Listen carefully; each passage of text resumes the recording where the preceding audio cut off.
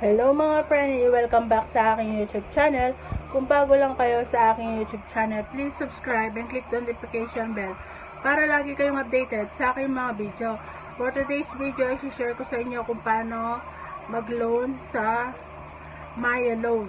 So without further ado, let's get started. Intro, pasok. So ayun, kaninang umaga, tinawagan ako ng Maya na eligible na daw ako para mag-loan sa Maya Loan. So, ayun, ang kagandahan sa Maya Loan, malakihan ang pwedeng i-loan. 2,000 up to 250,000 ang pwedeng i-loan. Nag-o-offer siya ng 6 months, 9 months, 12 months, 24 months to pay.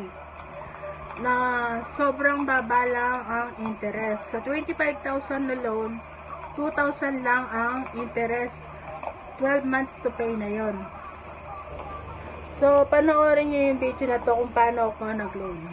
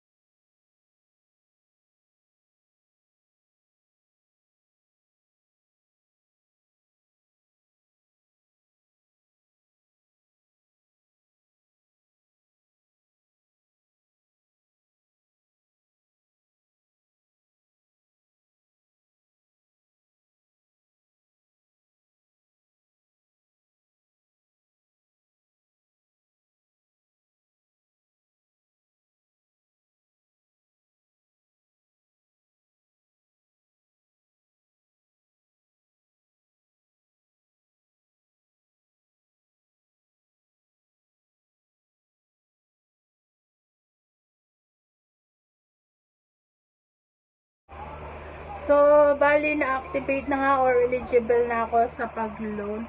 Hindi ko siya in-approve kasi pag-iisipan ko muna kung magkano ang aking ilo-loan at kung kailan ko ito gagamitin at ano ang aking paggagamitan.